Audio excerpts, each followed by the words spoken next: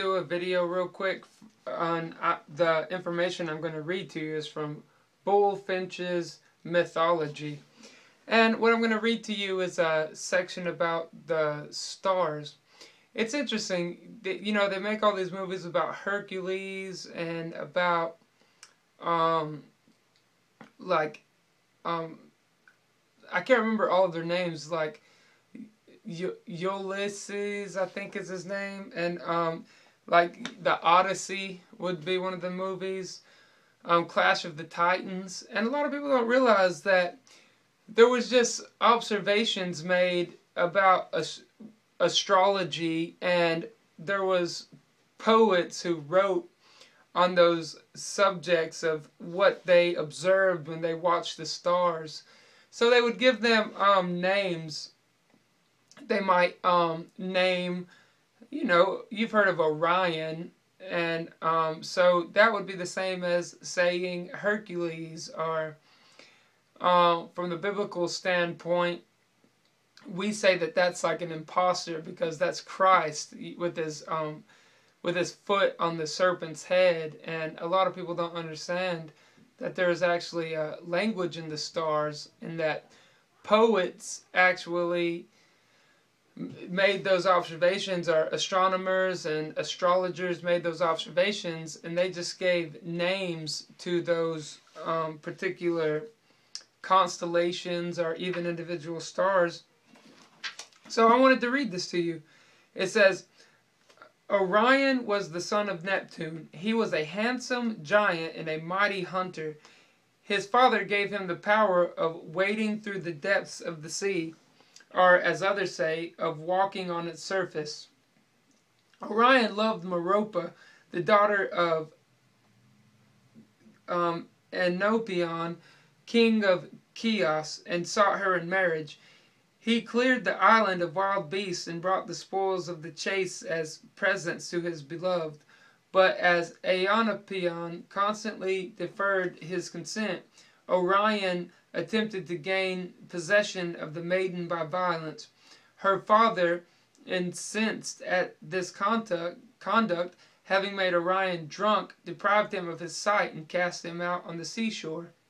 The blinded hero followed the sound of a Cyclops' hammer till he reached Lemnos, and came to the forge of Vulcan, who, taking pity on him, gave him Kedalion, one of his men, to be his guide to the abode of the sun. Placing Kedalion on his shoulders, Orion proceeded to the east, and there, meeting the sun god, was restored to sight by his beam. So it's interesting that this is, they made a movie recently about this. I can't remember the name right off, but it had Horus in it, and Seth comes and rips out his eyes, and then Horus has to go and find his eyes, and the mortal helps him. So this is talking about the same thing, you know. The recent movie was based out of Egypt, and, you know, Greece, Egypt, Rome, Babylon. They all had this same story, but they gave different names, like Zeus becomes Jupiter, or Mercury becomes Hermes. And that's what happened to Rome. Rome did that to the Christians. They just gave the Christian disciples their pagan names. So they, for example, they said that Paul was Hermes, and they said that Peter was Jupiter. So I'll go on. After this he dwelt as a hunter with Diana, with whom he was a favorite, and it is even said she was about to marry him. Her brother was highly displeased and often chid her, but to no purpose. One day, observing Orion wading through the sea with his head just above the water, Apollo pointed it out to his sister and maintained that she could not hit that black thing on the sea. The archer goddess discharged a shaft with fatal aim. The waves rolled the dead body of Orion to the land, and bewailing her fatal arrow with many tears, Diana placed him among the stars, where he appears as a giant, with a girdle, sword, lion skin, and club. Sirius, his dog, follows him, and the Pleiades fly before him, or the Pleiades.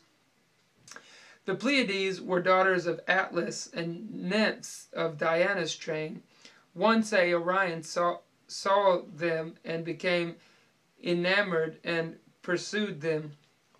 In their distress, they prayed to the gods to change their form, and Jupiter, in pity, turned them into pigeons, and then made them a constellation in the sky.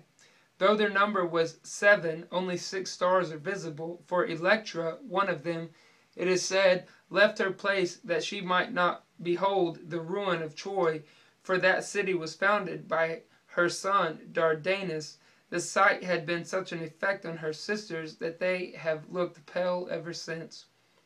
So, I wanted to share that with you.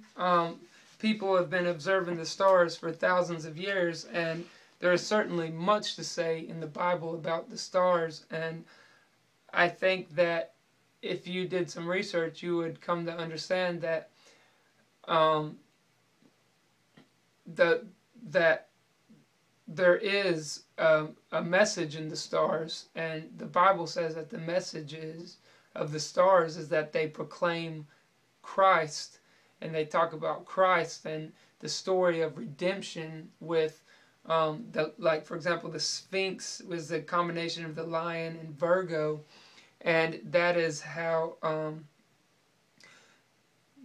just one of the languages. And for example, Virgo has the seed in her right, and I can't remember if it's her, I think the seed might be in her left hand, and her right hand the branch.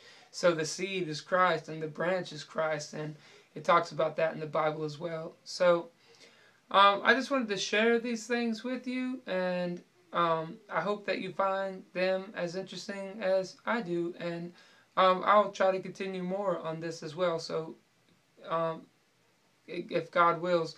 So this will be part 1. Thanks for watching. Have a good one. Bye.